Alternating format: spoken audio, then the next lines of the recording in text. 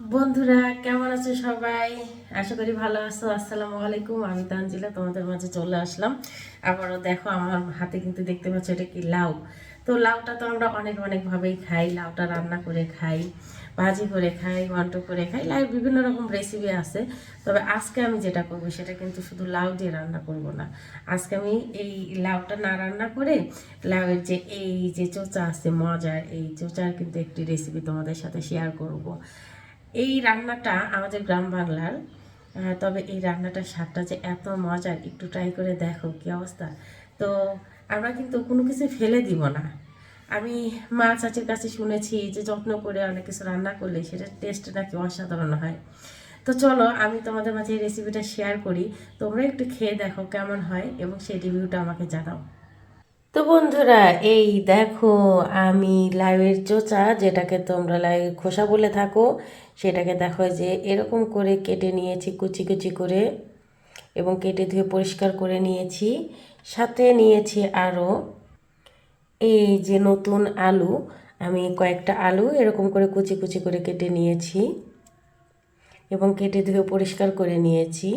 তো বন্ধুরা চলো রান্নাটা শুরু করা যাক। আর বন্ধুরা, তোমরা যারা এই রান্নাটা দেখবা তারা অবশ্যই তোমরা আমার সাথে থাকবা এবং লাইক কমেন্ট ও ফলো করবা। আর যারা ইউটিউব থেকে দেখবা তারা অবশ্যই সাবস্ক্রাইব করবা। কেমন? বরাবর মতো চুলা জ্বালায় নিলাম, কড়াইটা বসাই দিলাম, কড়াই গরম হওয়া পর্যন্ত অপেক্ষা করব। কড়াই গরম হয়ে গেলে এর মধ্যে দিয়ে দেব তেল। তেল গরম হয়ে আসলে এর মধ্যে দিয়ে দিলাম তেজপাতা, দিয়ে দেবো আস্ত জিরা ফোড়ন। জিরা ফুটে উঠলে এর মধ্যে দিয়ে দেবো পেঁয়াজ কুচি, খালি করে রাখা কাঁচামরিচ।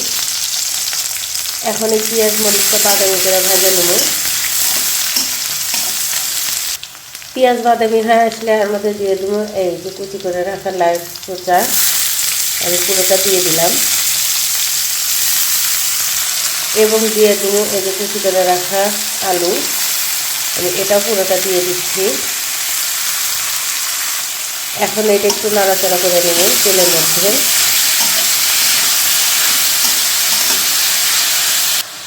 এই পর্যায়ে এর মধ্যে দিয়ে দেবো স্বাদ মতো লবণ, আর দিয়ে দেবো 1 চামচ হলুদের গুঁড়া। এখন খুব ভালোভাবে নাড়াচাড়া করে এটা মিশিয়ে দেবো। এই সম্পূর্ণ হলুদের গুঁড়াটা এর সাথে খুব ভালোভাবে মিশা যাবে এবং সুন্দর একটি কালার আসবে। তো বন্ধুরা, মশলাটা মেশানো হয়ে গেলে আমি এটা ঢাকা 3 মিনিট রান্না করে নেব। তো বন্ধুরা ফিরে আসলাম আমি 3 মিনিট পরে। দেখো অনেকটা সেদ্ধ হয়ে গেছে। এই 3 মিনিট কিন্তু আমি মিডিয়াম লো আঁচে রেখেছিলাম। তো এই পর্যায়ে এখন আমি এটা মিডিয়াম লো আঁচে খুব ভালোভাবে নেড়ে চেড়ে আমি ভেজে নেব প্রায় 5 থেকে 7 মিনিট। এইভাবে আমি কিছুক্ষণ নেড়ে চেড়ে রেখে দেবো, আবার কিছুক্ষণ পর পর আমি এটা নেড়ে চেড়ে দেবো। ঠিক এইভাবে আমি 7 মিনিট এটা খুব ভালোভাবে ভেজে নেব। তো ফিরে আসছি বন্ধুরা 7 মিনিট পরে। এই যে বন্ধুরা ফিরে আসলাম আমি প্রায় 7 মিনিট পরে। এই দেখো আমার ভাজিটা কিন্তু হয়ে গেছে, তেলগুলো ছেড়ে দিয়েছে। এই যে কত সুন্দর মুচমুচে হয়ে গিয়েছে। এখন আমি এই পর্যায়ে চুলা জালটা বন্ধ করে দেব এবং এটা নামিয়ে নেব। তো এই যে বন্ধুরা তৈরি হয়ে গেল আমার মজাদার স্বাদের লাউয়ের খোসা ভাজি। বিশ্বাস করো এটা খেতে কিন্তু অনেক সুস্বাদু। তোমরা একটু ট্রাই করে দেখো।